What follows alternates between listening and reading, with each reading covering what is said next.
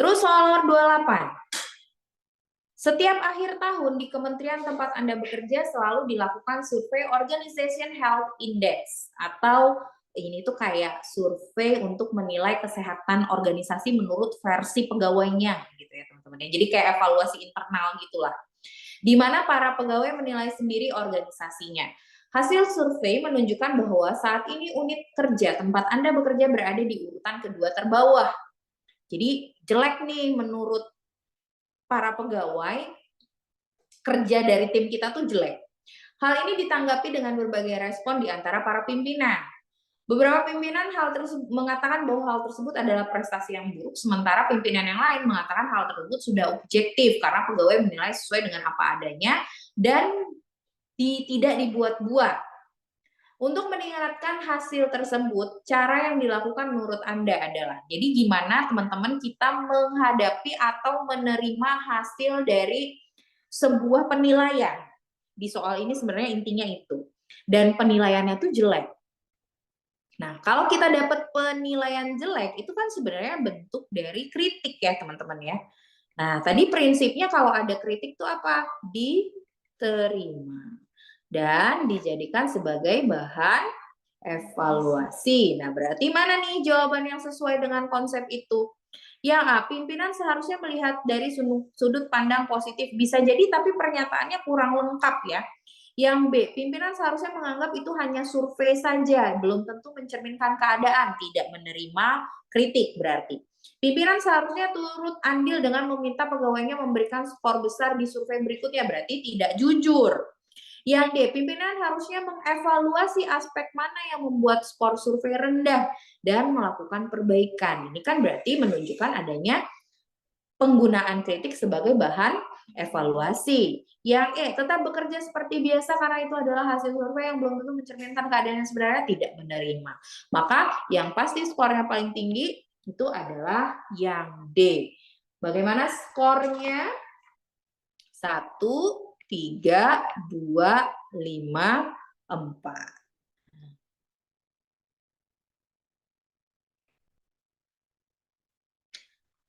Nomor 29. Dalam kehidupan sehari-hari, manusia seringkali dihadapkan pada kejadian yang menuntut seseorang untuk berkonsentrasi, terutama dalam pekerjaan. Meski demikian, konsentrasi yang dilakukan terus-menerus kadang membawa orang pada situasi hilang konsentrasi atau biasa disebut dengan gagal fokus. Dan hal tersebut tentu saja dapat berimbas pada produktivitas kerja. Teman Anda terlihat memiliki masalah dan sering kehilangan konsentrasi saat bekerja sehingga pekerjaannya sedikit berantakan. Nah, gimana nih teman-teman? Ketika kita menghadapi ada teman kita yang mengalami gangguan dalam bekerja. Tadi kalau ada teman butuh bantuan, konsepnya apa teman-teman? Harus dibantu sesuai kapasitas ya, atau sesuai kemampuan. Nah, berarti yang mana nih?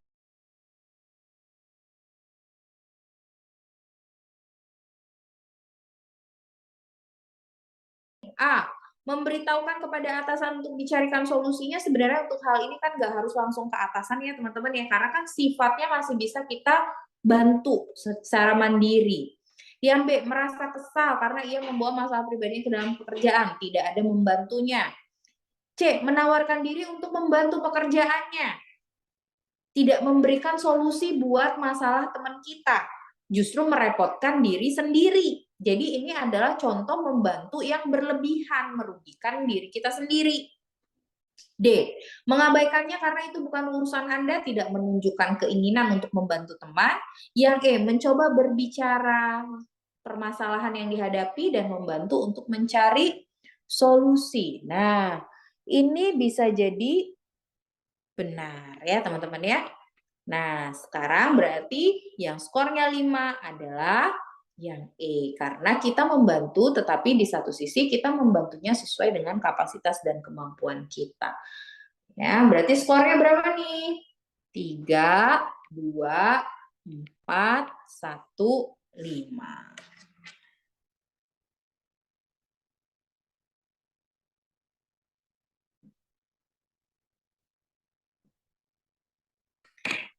Oke, lanjut kita ke soal nomor 30.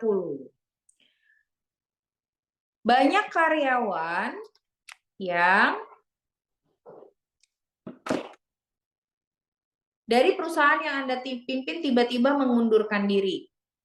Di antaranya merupakan karyawan yang berprestasi dan berkinerja baik. Anda mengetahui jika kebanyakan alasan pengunduran diri karyawan tersebut karena perusahaan tidak memberi sarana diklat untuk karyawannya mengembangkan diri. Di sisi lain, keuangan perusahaan sedang tidak memungkinkan. Sedangkan jika hal ini terus dibiarkan akan berdampak buruk dan merugikan perusahaan karena kehilangan SDM yang bagus. Bagaimana sikap Anda? Jadi di sini ada dua kondisi ya teman-teman ya. Kondisi yang pertama adalah banyak karyawan yang mengundurkan diri, sedangkan di sisi lain keuangan perusahaan itu tidak memungkinkan untuk kita memberikan sarana diklat bagi karyawan-karyawan kita gitu. Jadi poin masalah utamanya adalah rendahnya pengembangan karyawan,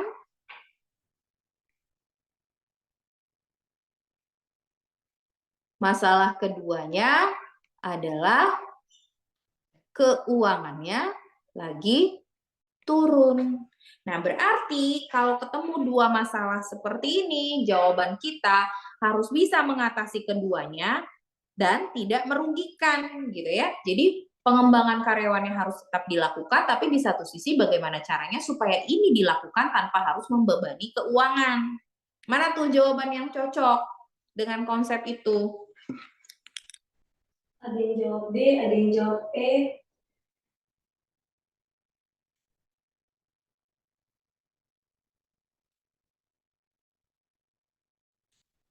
Ada yang jawab D, ada yang jawab E ya? Iya, betul Pak. Karena dari tadi serius belum minum. Belum. Nanti ya, udah selesai.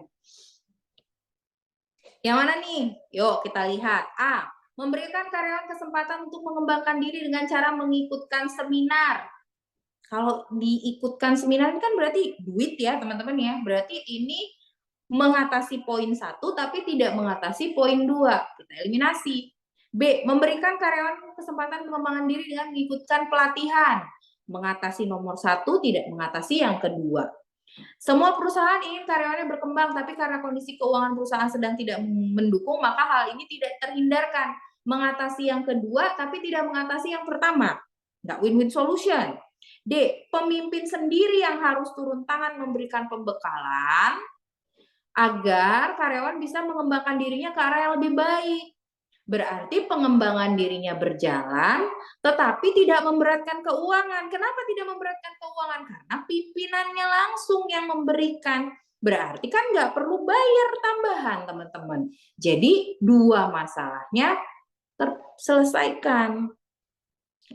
Pemilik perusahaan harusnya lebih peka terhadap karyawan dan memfasilitasi pengembangan diri mereka melalui acara seminar diklat. Ini memenuhi poin 1, tidak memenuhi poin 2. Nah, berarti jawaban yang paling mungkin skornya paling tinggi, teman-teman, itu adalah yang win-win solution. Mengatasi kedua masalahnya secara berimbang.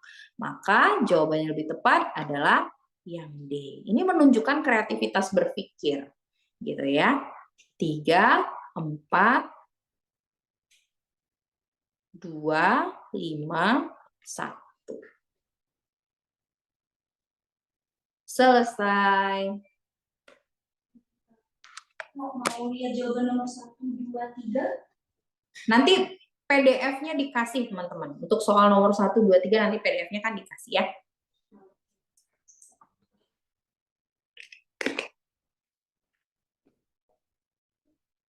Ada lagi? Ya, ada minta SS-an, Kak. Minta SS-an, nanti PDF-nya dikasih kok, teman-teman. Sabar. Habis ini Zoom-nya selesai, langsung dikirim. Ya, tunggu, sabar. Karena boleh tanya materi tentang pelayanan publik materi kemarin. Kenapa tuh pelayanan publiknya? Yuk, satu pertanyaan sebelum kita tutup. Kak Risa.